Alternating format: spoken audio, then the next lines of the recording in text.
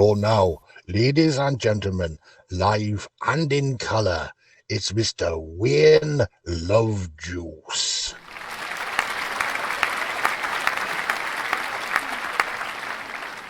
The other day our producer Louis had a chat with an interesting chappie who said that the YouTube algorithm really aren't that happy. If a channel only broadcasts once a week, so we decided we could text ya whenever we've got a piece of news in our new book on the track extra.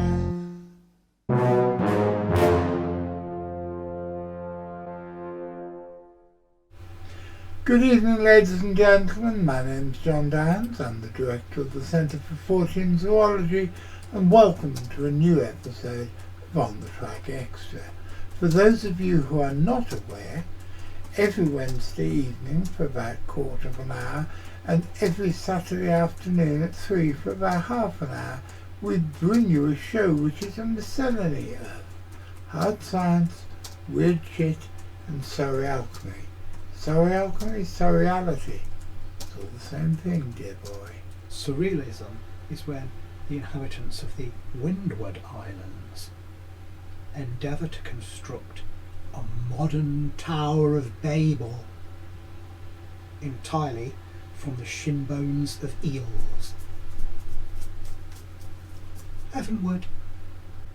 Regular viewers will, I hope, have been watching the two-part show we did on the recent massive investigation at Loch Ness, and you will know that we interviewed our old friend Ken Gerhard from San Antonio in Texas. After talking about the Loch Ness investigation, I asked him what his future plans were. What's next in the world of Planet Ken? As far as research, John, I've been speaking to a gentleman in Louisiana who thinks he has some intriguing evidence for the ivory-billed woodpecker. And this is actually in an area known as the Singer Tract, which is where the last known ivory bills were spotted back in the 1930s and 40s.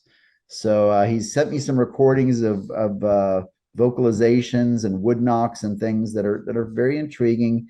And, you know, as you know, John, the ivory-billed woodpecker has been one of those recurring, cryptid mysteries that comes, every few years. There's an alleged video or sighting or something like that. So, I'd be interested in maybe heading up to Louisiana this winter and sort of looking into that. Yeah, I was in the swamps on the Louisiana-Texas border. And I was told yes back, well, this was 20 years ago, but Chester Moore was telling me about evidence he'd been collecting about the ivory-billed woodpecker being there. So that's something I think is very likely. Yeah, it's not impossible. Although, John, I had an interesting conversation recently with the head of the bird department at the San Antonio Zoo. I'm a volunteer educator at the San Antonio Zoo, and we have one of the best bird programs in the country, and particularly when it comes to breeding endangered species, the Micronesian kingfisher, or the Guam rail, things like that. And what he pointed out to me was that the problem, perhaps, with the ivory-billed woodpecker scenario would be genetic bottlenecks, because we don't know if they are still around, what type of numbers we're talking about. And potentially we could be talking about critically endangered and incredibly rare bird species. And so therefore there would be a lot of inbreeding and sort of problems with genetic viability and stuff if the numbers were too low. That's what we don't know. But it's definitely a mystery worth pursuing, I think. Another thing that I believe is a problem with the ivory-billed woodpecker is that they need very old forests. Anything that's been developed or has been harvested over the last 100 years is not going to be feasible. So is this part of Louisiana? That's a great point. They like those big old trees with lots of, old growth. And That's a great point. It's not. Sadly, there is not a lot of that. I believe it's not just the old wood. It's the fact that the old wood encourages the types of beetle grubs, the types of beetles that the ivory bill fed upon the grubs of, to breed in that wood. So it's fascinating. It's something. Yeah. I would say there's a better than average chance of it existing. And because animals can change their habits. And whereas a certainly creature might only once have lived in old forests, maybe now it has adapted to live in newer forests. But it's certainly worth an investigation. Oh, I'm really excited about that. You've got to come back and tell me what happens, man. Well, I'd love to do that, John. Yeah, let me hit you back. I think November is when I'm heading out. So, well, look, I'll get back to you beginning of the new year, and we can talk about it then. Now, for those of you who don't know, the ivory-billed woodpecker is, or quite probably was, the largest species of woodpecker in North America, although there's another species equally rare called the imperial woodpecker that lives in Mexico, which is also almost certainly extinct. However, the ivory-billed woodpecker, which is best known culturally as being the subject of one of Audubon's most famous paintings, was still seen up until the 1940s. This is the last known image of the ivory bill to be taken. However, there were two subspecies. As well as the subspecies in the southern states of North America, there was also a subspecies living in Cuba, and there is evidence that that lasted far longer and may still last today.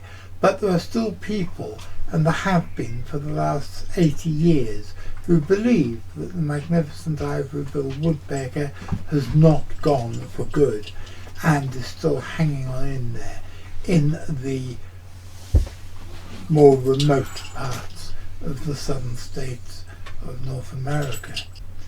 So, Richard, what do you think the chances are that the great ivory-billed woodpecker is still with us?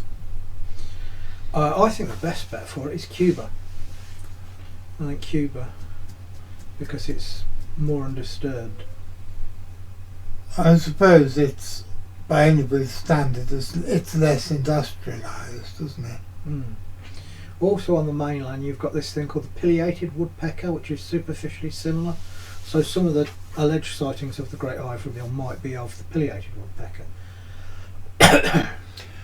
What do you think of the claims back in 2005, which happened the day that you arrived in Mongolia?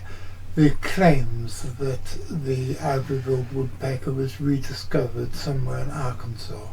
Yes, I remember that. I remember we were just leaving. I think we were just leaving. We hadn't got there. I think we were just leaving for Mongolia to search for the death worm. And that. You were actually at Gatwick, and I phoned you and said, "Man, you're not going to believe this. They found the ivory-billed woodpecker." But yeah. Yes, it was exciting, but nothing seemed to come off it. It seemed to just peter out. I have seen it suggested that it was a clever piece of psychological warfare by environmentalists trying to save the ancient woodland in this particular set of marshes by making it that it would immediately be protected under what endangered species legislation. Did it work? Was it protected, this area? I believe so. which you can't really. I think that is brilliant. I think it's a really good thing to happen. But there hasn't been anything heard of it ever since, which does tend to knock the idea that it is a genuine rediscovery on the head. Well, I wouldn't write it off entirely. I mean, stranger things have happened. The owl, not the owl parrot, the night parrot was thought to be extinct for years and years and years, and that's been rediscovered in Australia. Yes, it's a weird little thing, looking a bit like a large budgie. Yeah, it looks like a budgie on steroids. Yeah, and it's something my first wife, Alison, was always fascinated with. And Richard Muirhead got fascinated with it as well, because it was one of these things, every time it was just about to be labelled as being extinct, because nobody had seen one for 50 years, they found another body. And then they found live ones. Yeah, they've only, as far as I know, found the 2 live ones that were filmed. But bodies have turned up every 40 or 50 years. And they've turned up all over Australia in places where they were never considered to be their range. And then you've got the pink-headed duck, which people say may still be around in remote parts of Burma. And there's the fellow that used to go and look for them. I can't remember his name now. Richard Thorns. Richard Thorns, yes. He took several expeditions over there to look for them. I think the biggest Lazarus species of all would be the cow, because that was supposed to have, the petrel in Bermuda, it was supposed to have been hunted to extinction because they tasted really good, and all the fishermen and sailors who'd stop off on Bermuda would hunt them and eat them all. And then they were rediscovered something like 300 years later in the 1940s. Then there was the tuckerhay in New Zealand, a sort of giant flightless coot or moorhen. That was thought that, I think, wasn't that only known from fossils or ancient bones? It was known from fossils and ancient bones and some feathers on Maori chieftain ceremonial cloaks that were from historical times, because the Maoris only arrived in New Zealand about 1400, 1500, something like that. It was after the Middle Ages in Europe. But yeah, then it turned up at Lake Te Anau in 1949. So there is hope for these things.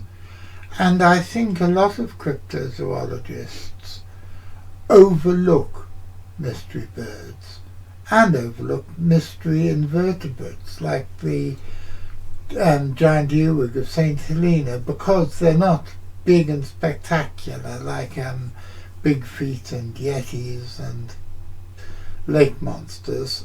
A lot of people tend to overlook them, but I think they're just as interesting. And that's about it for this episode, my dears. I'll be back on Saturday when I will be presenting a large chunk of video taken by the recent CFZ expedition to Tajikistan. So make sure you're there to watch that, because it's really exciting, and we've also got an exciting piece of news to tell you. So, assuming that I don't cock it up like I did last week, and that I'm there at the right time to do the live chat and everything, and assuming you're there watching it, I'll be seeing you.